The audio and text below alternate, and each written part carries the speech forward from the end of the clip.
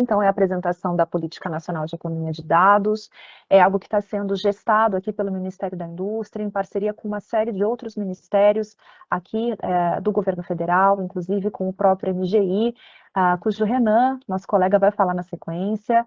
Está sendo orquestrado no âmbito da Câmara Técnica da Economia Digital, que é uma das câmaras do Conselho Interministerial da Transformação Digital, o nosso CIT digital, tá? Então, é algo que está sendo gestado e que está ganhando prioridade dentro das pautas da política digital no país, né? E a gente vai apresentar aqui para vocês uma apresentação que tem como conteúdo 3 pontos principais. O primeiro deles é justificar o porquê de uma política digital, né, de uma política de dados, na verdade, para o Brasil nesse momento, apresentar algumas experiências internacionais que nos motivam, nos inspiram e nos servem de alguns parâmetros para customizar a nossa própria experiência brasileira em termos do que seria uma política dessas para o contexto nacional. E, finalmente, as observações preliminares de como essa política está se configurando dentro do contexto da administração pública federal, do governo federal, a essa altura aqui do campeonato.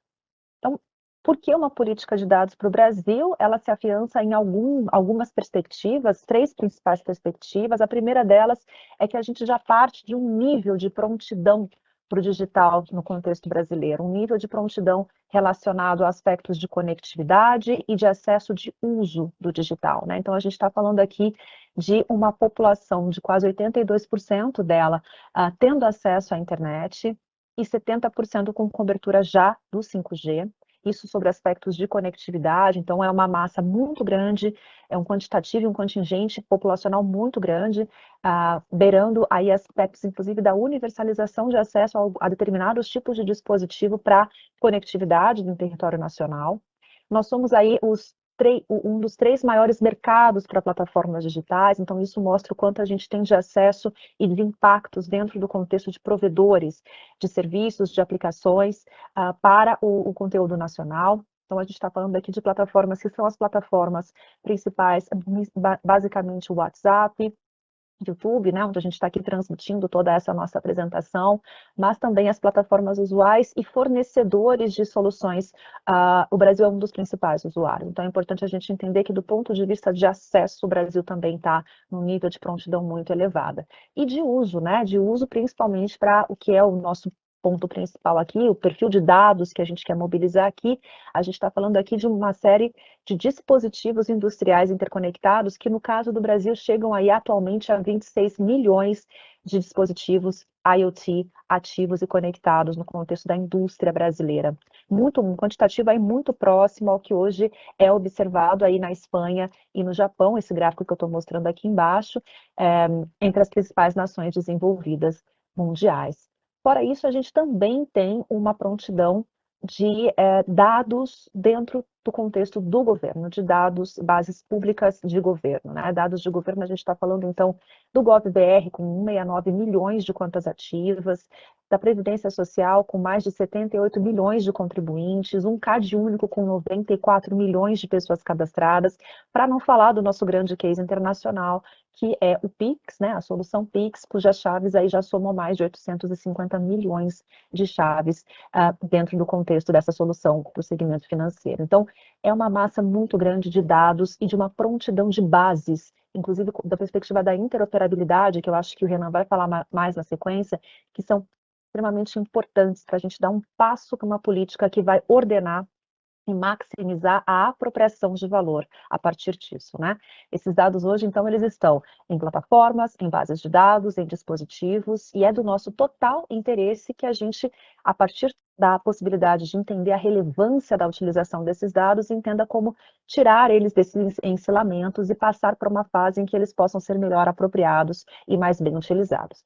E aí eu passo para um segundo ponto que justifica uma política de dados para o Brasil, que diz respeito à relevância econômica desses dados e como esses dados e essa perspectiva política tem sido predominante no estabelecimento das agendas de políticas públicas, né? Então, hoje é inegável que os dados estão no centro do processo de desenvolvimento econômico. Sem dados, nenhuma empresa, nenhuma indústria, nenhum governo consegue se mover, né? Até a sociedade civil também não consegue se mover a despeito da possibilidade de melhor utilizar e de ter acesso a dados, né? Então, é algo que realmente muda as nossas configurações institucionais, sociotécnicas.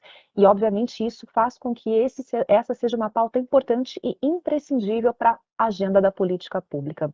No caso brasileiro, a gente já estabeleceu no capítulo Economia baseada em dados a premissa básica de mobilizar esse conceito, né, esse tema, dentro da nossa estratégia brasileira para a transformação digital, que já está na sua segunda versão, né, a versão de 2022, cujo ciclo se encerra agora em 2026 e vai ser renovada aí por um outro quadriênio. Então, é inegável que isso está na nossa agenda de políticas públicas e é importante que a gente coloque os mecanismos de incentivos corretos para dinamizar melhor a utilização e o compartilhamento dessas informações.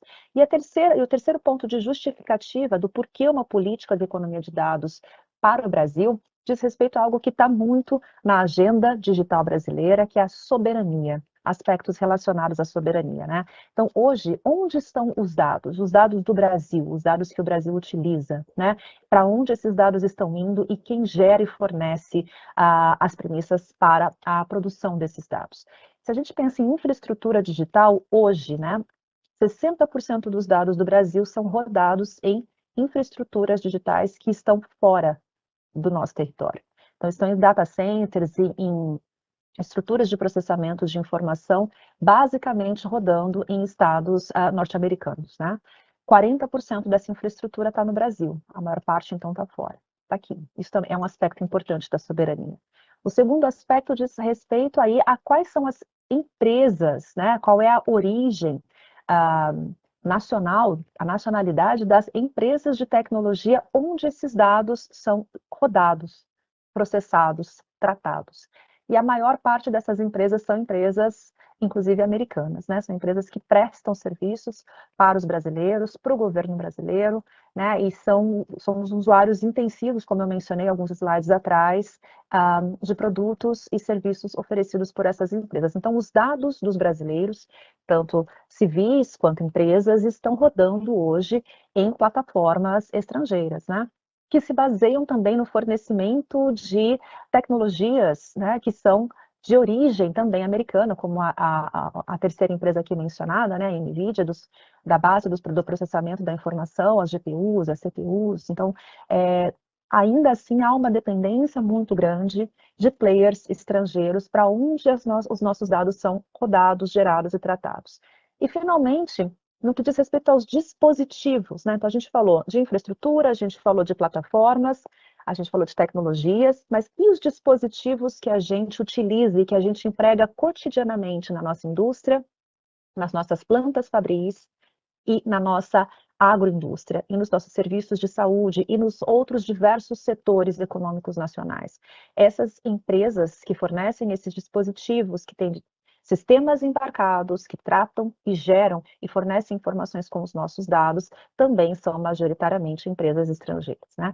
Então, obviamente, a gente como indústria, né, como Ministério da Indústria, tem uma preocupação gigantesca em girar essa página, né? Obviamente, adensar as cadeias de valor tecnológica para que os dados possam ser gerados, tratados e obviamente, acondicionados em outras instâncias que são instâncias de players nato brasileiro. E é para isso que eu destaco aqui nesse slide como a missão 4 da Nova Indústria Brasil se presta a uma política de adensamento de cadeias produtivas para a transformação digital, né? E aí a gente está falando de um processo de digitalização de empresas, né, pequenas, médias, microempresas, mas também de grandes empresas que não são nato digitais. Então essa é uma parte da política muito importante que não pode ser desprezada, mas a Política Nacional de Economia de Dados, ela dialoga com outro perfil de empresas, que são as empresas que estão já digitalizadas ou em processo de digitalização, geram dados e podem se apropriar muito desses dados para extrair valor a partir deles, melhorando seus processos de negócios, melhorando sua cadeia produtiva e puxando o adensamento de outras cadeias produtivas associadas a si, né? Então, a Nova Indústria Brasil, ela é encarada aqui como uma política que se complementa à Política Nacional de Economia de Dados, uma vez que essa política está falando, então, está dialogando diretamente com empresas nato digitais, né? Dados do World Economic Forum mostram que 70% dos dados industriais hoje não são utilizados. Isso no contexto brasileiro, eu já vi dados divulgados aí pela BINC, né? Depois o Flávio pode me corrigir se essa inferência foi alterada recentemente. Isso no contexto brasileiro chega a ser 86%. Então, 86% dos dados industriais brasileiros acabam não sendo utilizados. E eles não são utilizados porque partem de uma perspectiva de ensilamento de dados, né? Então, esse ensilamento de dados é a perspectiva em que, dentro aqui de um contexto do nível 1, aqui que a gente está chamando de padrão, são dados que são rodados pelas empresas, mas por algumas questões técnicas, legais, culturais ou de capacitação, as empresas não sabem como utilizar esses dados de forma inteligente para suas estratégias de negócios. Além disso, mesmo num segundo nível, até um nível mais avançado, quando elas já sabem como utilizar esses dados e têm capacidade para a utilização desses dados, elas acabam tendo seus dados de alguma maneira aprisionados em dispositivos, em bases, em locais sobre os quais elas não têm o menor domínio, a menor ingerência. Então, esse é um outro perfil de aprisionamento de dados que é importante a participação, né, a presença da interferência pública para auxiliar o processo de tirar, né, dessa fuga do encilhamento de dados tão importante no contexto atual de uma economia em que dados são a principal origem de valor econômico. E, finalmente, ainda que elas consigam ter acesso e domínio a todos os dados possíveis, né, dentro das suas respectivas instâncias de inteligência para extração de valor a partir dos dados, existe uma outra perspectiva que é a incapacidade ou ausência de cultura para compartilhamento de dados com outras empresas, com fornecedores ou com clientes. Então, para isso, né, esse é a utilização dos dados no nível de maestria, né? Esse gráfico aqui, a fonte dele não está aí, mas ele também é do Fórum Econômico Mundial. É um processo que a gente busca incentivar e estimular, tendo como base uma política específica de compartilhamento, de uso de dados e de troca de dados, né, que pode acontecer entre empresas e fornecedores, entre empresas e clientes. E é nesse momento em que a gente também pode associar uma política de dados com os data spaces, né, que é o grande tópico aqui da nossa reunião de hoje. Então, a maestria, esse processo de maestria, que é um processo que pode muito bem ser induzido pelo poder público, é um processo em que já se observa o poder do dado e se observa também que não necessariamente apenas a utilização do dado é que dá valor ao processo empresarial, mas o compartilhamento com outras empresas pode também ser muito benéfico. E é uma extração de valor muito importante para a indústria, para a geração de inovação. Aqui é um exemplo, é um slide, perdão, para a gente mostrar de que dado especificamente a nossa política de economia de dados ela diz respeito, tá? E aí é para dizer o seguinte: é uma política de economia de dados, não diz respeito à proteção de dados, não diz respeito a dado da pessoa, não diz respeito à monetização de dados. O objetivo e a finalidade da Política Nacional da Economia de Dados, que está sendo proposta aqui pelo MDIC, é gerar valor para o segmento produtivo, desenvolvimento econômico e inovação. Então, ela parte da premissa de que os dados que estão aí com fabricantes e estão dentro de máquinas conectadas, quando compartilhados ou quando usados de outra forma, podem gerar, por exemplo, serviços de manutenção diversos, né? Seja pela própria empresa, seja por startups, seja por fornecedores, enfim. Dados que estão aí com varejistas, com plataformas de e-commerce e que geram e revelam tendências e padrões de compras, quando compartilhados, podem gerar soluções importantes para a área de marketing, por exemplo. Dados de serviços, dados agregados de saúde, né, que estão aí em hospitais, em serviços de saúde, quando compartilhados, geram importantes soluções com foco em saúde. E dados de fornecedores de uma cadeia produtiva, né, relacionados ao rastreio do produto, por exemplo, podem gerar serviços infinitos relacionados à logística integrada. E, finalmente, dados de governo, né, bases de dados, dados de bases públicas, geram infinitos produtos, processos e serviços que podem ser produzidos por empresas fornecedoras para o governo, né, em suas diversas instâncias. Então, a gente está falando aqui de dados que têm como finalidade, como eu já mencionei, o setor produtivo, a inovação e o desenvolvimento econômico. É disso que se trata a Política Nacional de Economia de Dados.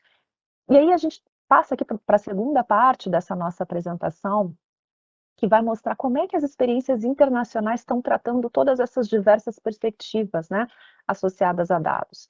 E aí eu pincelei aqui duas opções, né, de experiências internacionais importantes. A primeira é o grupo de países asiáticos que já estão com agendas de políticas públicas bem estruturadas e, mais do que isso, né, se estruturando do ponto de vista, inclusive, burocrático, administrativo e operacional, criando ministérios para dados, né, agências para dados, e pensando fortemente como mobilizar a criação de espaços de dados que podem ter diversas configurações. Por exemplo, na China eles são chamados de data exchanges, né? E nos Estados Unidos são chamados de data trusts, né? Mas são ambientes para troca e compartilhamento de dados com finalidades muito próximas e com orientações também bastante específicas àquela que eu acabei de mencionar, né? Com foco no desenvolvimento econômico, na inovação, na produtividade das suas respectivas economias. Enquanto a experiência asiática é bastante hands-on, né? Prevê uma interferência maior, né? Uma gestão maior do Estado, né? Do governo, dos governos, a experiência americana ela é mais setorializada e ela é mais hands-off, então tem algumas legislações bastante específicas para setores, e a gente já vê uma movimentação bastante interessante na configuração de data trusts naquela região. Aí, para a gente falar um pouquinho agora da região, do contexto dos Estados-membros da União Europeia, eu trouxe aqui um desenho que eu acho bastante interessante, que a União Europeia ela tem uma, uma característica muito interessante sobre políticas públicas, sobre a agenda de políticas públicas. Eles tendem a ser muito pioneiros, né? E estão sempre na vanguarda do desenvolvimento e do estabelecimento de políticas públicas ah, ao redor do mundo. E na pauta do digital, eles estabeleceram a estratégia digital europeia, né, que há algumas décadas já vem traçando e implementando com certo nível de maturidade, de protagonismo, alguns normativos importantes para destravar as pautas do contexto digital, né? E eles iniciaram isso aqui com a agenda do Digital Privacy, que estabeleceu a Lei Geral de Proteção de Dados Europeia, é algo que a gente também se baseou e se inspirou muito para a nossa Lei Geral de Proteção de Dados Pessoais. Também foram pioneiros aí no estabelecimento da regulação da inteligência artificial, o que mobilizou, na perspectiva do PL lá que saiu do Senado, e os nossos PLs, outros PLs de inteligência artificial no Brasil. O Digital Services Act e o Digital Markets Act também foram inspirações importantes para os atuais PLs que estão sendo conduzidos aqui, né, no nosso parlamento, relacionado a serviços de plataformas digitais e ao mercado de plataformas digitais. Também a estratégia de cibersegurança e os diversos normativos de cibersegurança inspiram, em alguma perspectiva, a nossa política nacional de cibersegurança, né? E, finalmente, para completar toda essa estratégia digital europeia, eu gostaria de destacar aqui dois normativos muito importantes que já estão em vigência, né? Começou o vacacho deles ainda no mês de setembro, do Data Act e do Data Governance Act, que está inspirando, então, a nossa política nacional de economia de dados, pelo menos em alguns aspectos importantes que eu gostaria de destacar aqui para vocês, tá? O Data Act e o Data Governance Act são as duas principais experiências europeias relacionadas a dados, né? O Data Act entrou em vigor, como eu mencionei, agora em setembro de 2025. A expectativa é que ambas as legislações relacionadas a dados adicionem 270 bilhões de euros ao PIB dos Estados-membros até 2028. Ambos os atos, eles se pretendem a regular a relação entre os agentes, garantindo alinhamento com outras legislações protetivas relacionadas aos dados. Então, é uma lei adicional e complementar às legislações já existentes em vigor sobre proteção de dados pessoais, propriedade intelectual, portabilidade, privacidade, entre outras, né? Ambos os normativos, eles estabelecem padrões para o compartilhamento em espaços de dados e também padrões para a utilização entre atores dentro desse contexto, além de estimular a inovação tecnológica e o desenvolvimento de novos produtos e serviços digitais. O Data Act parte de uma premissa de que todo dispositivo eletrônico da atualidade gera uma quantidade enorme de dados, que, quando melhor apropriados, podem gerar, então, inovação, desenvolvimento econômico, novos produtos, processos, serviços e novos mercados. Só que existem perguntas que ainda não estavam endereçadas no contexto europeu e que está no mundo inteiro, que é a quem pertencem esses dados, né? Quem são os atores que dessa governança de dados, né? Que vão nos auxiliar no processo de destravar e melhor utilizar rumo à melhor geração de valor associada a esses dados, né? Outra premissa importante do Data Act é como que a gente consegue, enquanto governo, né, potencializar o uso dos dados em prol da economia e como é possível garantir que os dados sejam compartilhados de forma segura e interoperável.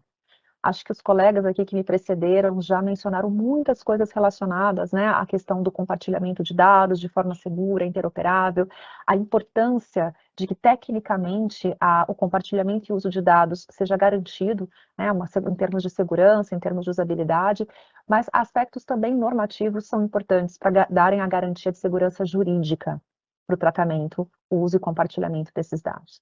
Então, o que está por trás do Data Act é a premissa de que, já que os dados são um novo fator de produção da economia, é importante tornarmos os dados acessíveis e menos concentrados nas mãos de poucos atores, né? Principalmente de atores que não são atores sobre os quais a gente tem efetiva ingerência, né? Então, acho que nesse aspecto a Europa está muito próxima do contexto brasileiro, porque os players de lá também não são majoritariamente players nacionais, né? E é importante, então, corrigir essa importante distorção no contexto do mercado econômico digital, né? E aí, com base nisso, o Data Act, ele estabelece as seguintes princípios. O data holder, que é o detentor do dado, né, que é a empresa que desenvolve o produto ou o serviço que gera o dado. Então, são aquelas empresas que a gente mencionou alguns slides atrás, né, que cria o dispositivo, que tem o sensor embarcado, que gera os dados, que tem aquela informação que é valiosíssima, né, para o contexto econômico. Então, esse é o detentor de dados, o data holder, no contexto da legislação europeia, e tem o data user, que é o usuário, né, o portador daquele equipamento, daquele dispositivo, que gera aquele produto ou aquele serviço.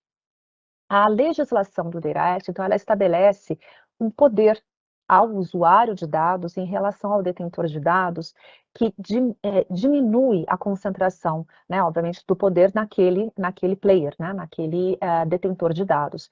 É a ele que cumpre dizer como esse dado vai ser utilizado, a quem esse dado vai ser transferido e se o próprio detentor de dados pode utilizar aquele dado em benefício próprio.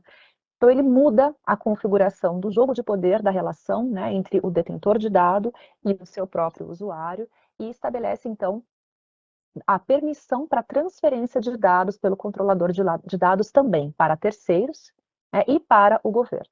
Então, ao usuário cumpre dizer para quem aquele dado vai ser fornecido, se aquele dado pode ser fornecido e a quais instâncias esse dado pode ser fornecido.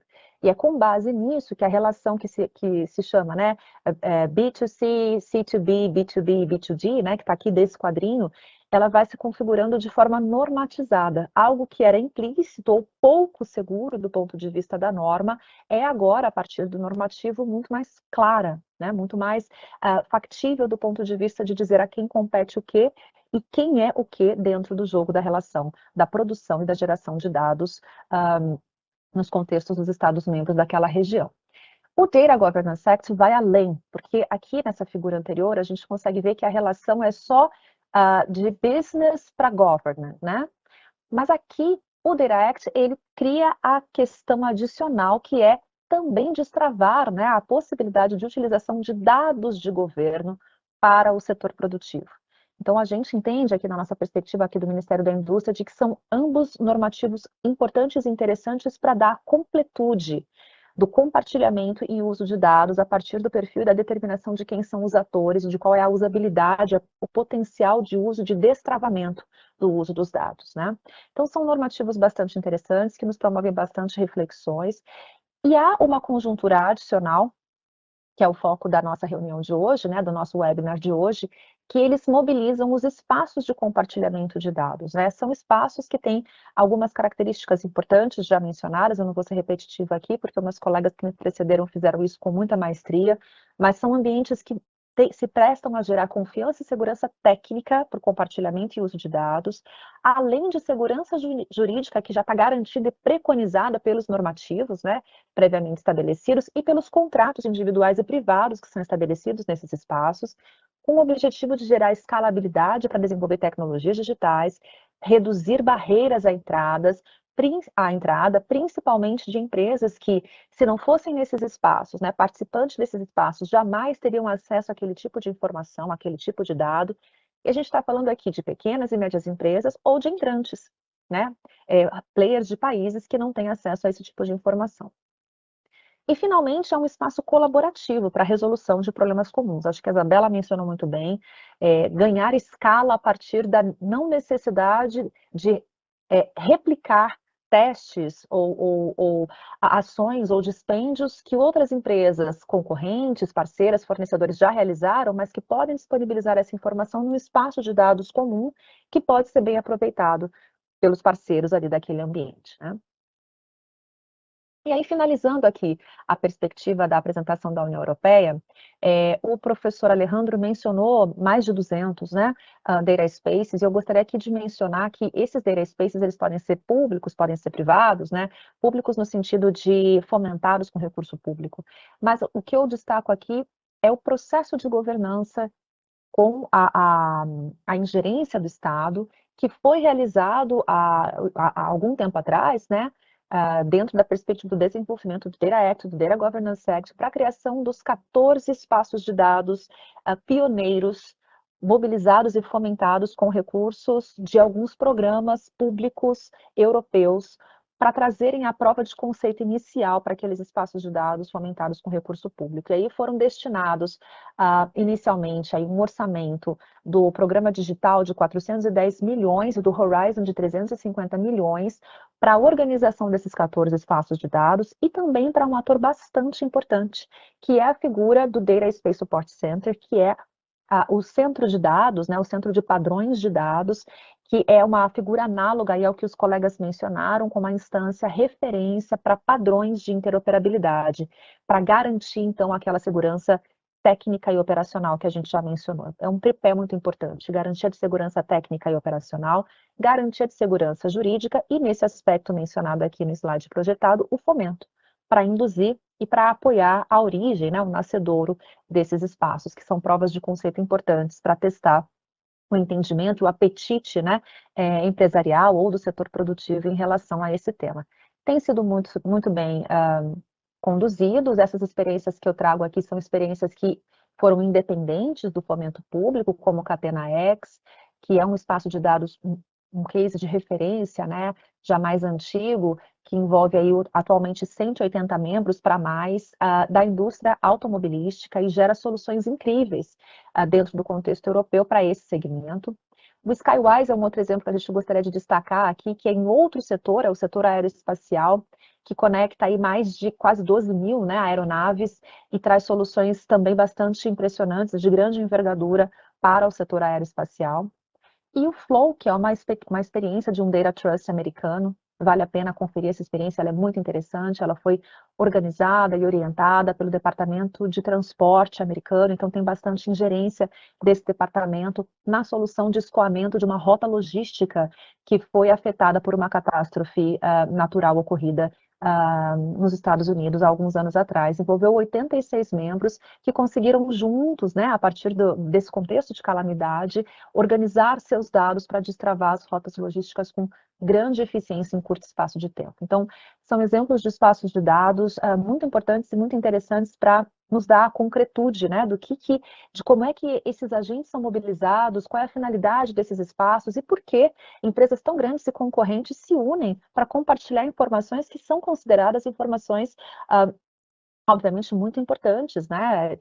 Foco, inclusive, tradicionalmente de segredo industrial ou propriedade intelectual, mas observa-se como essas coisas vão se desvencilhando, né? Como é algo que parecia tão engessado, né, no imaginário do coletivo a respeito do que é uma informação, do que é um ativo de valor que não pode ser compartilhado, passa a ser, agora mais recentemente, foco, inclusive, de política pública para destravar e para melhor observar como o potencial de compartilhar informações que antes eram informações de segredo, quando compartilhadas, conseguem dinamizar e gerar muito mais valor do que ser aprisionadas, né? Então, acho que os exemplos dos espaços de dados são muito interessantes para desmistificar uma série de comportamentos empresariais e vale a pena a gente traçar aí políticas, né, para mobilização com essa finalidade. E aí, diante de tudo isso, né, a apresentação das experiências internacionais, o porquê o Brasil está pronto para pensar na sua política Nacional de Economia de Dados, eu parto aqui para a apresentação do que é a nossa proposta brasileira para isso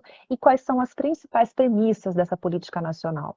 A primeira premissa é o fato inegável de que dados são o motor da economia, né? Então, não tem como a gente pensar em uma política que se presta à dinamização econômica, né? Uma política industrial pujante, sem pensar que dados não podem ser desprezados. Eles têm que ter ali o foco principal da política pública.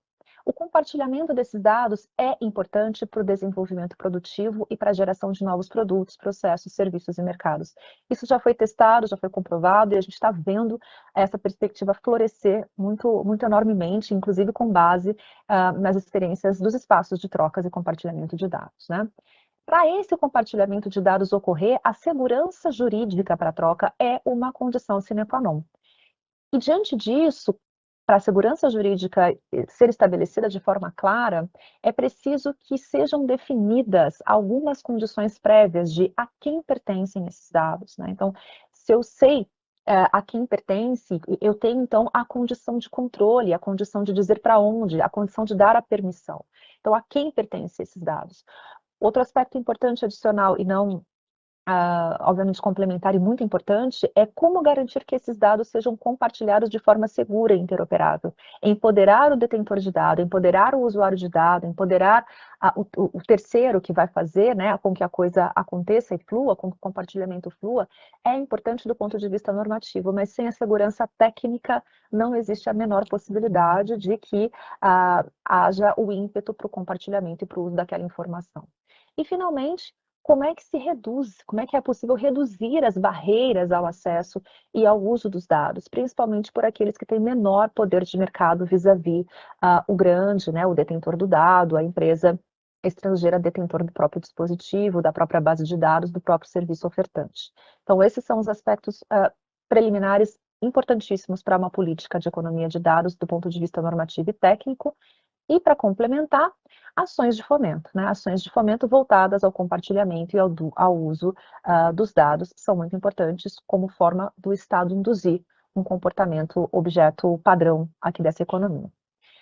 Mas antes de mais nada, né, eu acho que a gente poderia ter começado desse bullet e não finalizar com ele, é importante que uma política de economia de dados respeite e preserve todos os aspectos dispostos nos demais normativos vigentes associados a dados. Então, proteção de dados pessoais é a condição sine qua non, né? Não existe dado não pessoal. Isso é algo que a gente ouve e a gente sabe que está nas premissas da nossa própria Agência Nacional de Proteção de Dados. Então, se não existe dado não pessoal, se todo dado é um dado rastreável, quais são os aspectos que devem ser preservados?